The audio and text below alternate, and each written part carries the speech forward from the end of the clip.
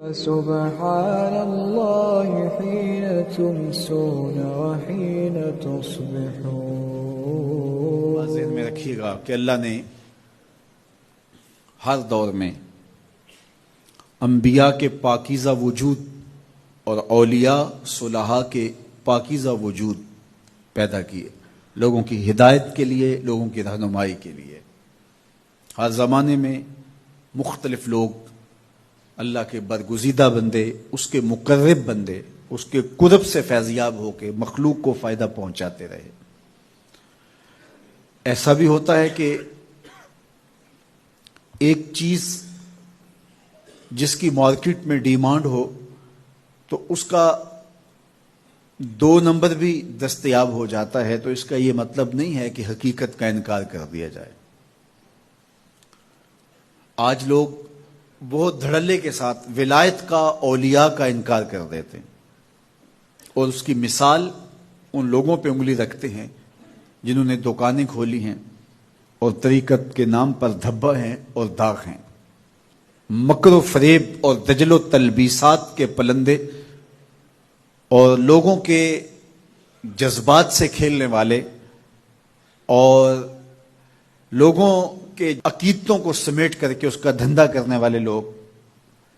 اگرچہ موجود ہیں اور ہر دور میں موجود رہے ہیں، تو اس کا یہ مطلب نہیں ہے کہ حقیقت مفقود ہے۔ اگر کوئی جھوٹا مدعی نبوت ہو اور مختلف ادوار میں ہوئے بھی، تو کیا نبوت کی حقیقت کا انکار کر دیا جائے گا؟ تو جب جھوٹے مدعیان نبوت کی وجہ سے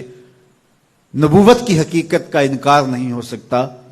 تو جھوٹے مدعیان ولایت کی وجہ سے ولایت کا بھی انکار نہیں ہو سکتا۔ لیکن چونکہ انبیاء علیہ السلام کا پاکیزہ وجود مختلف ادوار میں لوگوں کی ہدایت کا ذریعہ اور سرچشمہ اور سبب رہا، اور مختلف ادوار میں انبیاء علیہ السلام آتے رہے تا آنکہ میرے اور آپ کے آقا و مولا حضور ختم المرتبہ تشریف لائے۔ حضور کے بعد نبوت کا دروازہ بند کر دیا گیا، لیکن ولایت کا دروازہ بند نہیں ہوا تا آنکہ خاتم الاولیاء حضرت امام مہدی تشریف لائیں گے، اور ان کے بعد پھر جب کفر پھیلے گا اور پھر یہ دروازہ بند ہوگا۔ لیکن اولیاء مختلف ادوار میں موجود رہیں گے، اور اس کا امکان موجود ہے۔ تو جس چیز کا امکان موجود ہے تو بہت سارے لوگ مدعی ہیں، نبوت کا امکان ختم ہو گیا، اب حضور کے بعد کوئی نبی نہیں ہے، پھر بھی مدعی موجود ہیں، اور جس چیز کا امکان ہے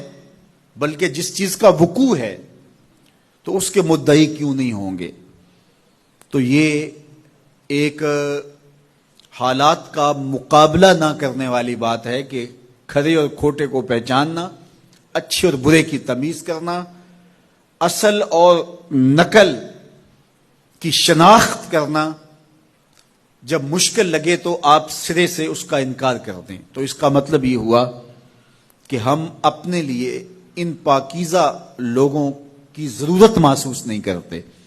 ورنہ ہم کیسے انکار کریں گے؟ اگر ہمارے بدن کو ادویات کی ضرورت ہو، ایسی بیماریاں لاحق ہو جائیں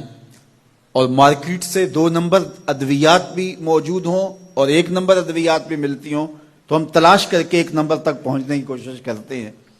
تو اگر روح بیمار ہے اور اس کے معالج ہمیں چاہیے اور ہم سمجھیں کہ اس کے بغیر چارہ نہیں ہے، تو پھر ہمیں حقیقت تک پہنچنے کے لیے کوشش کرنا ہوگی، اور اس کا انکار کر دینا یہ سوائے حماقت اور نادانی کے اور کچھ نہیں ہے۔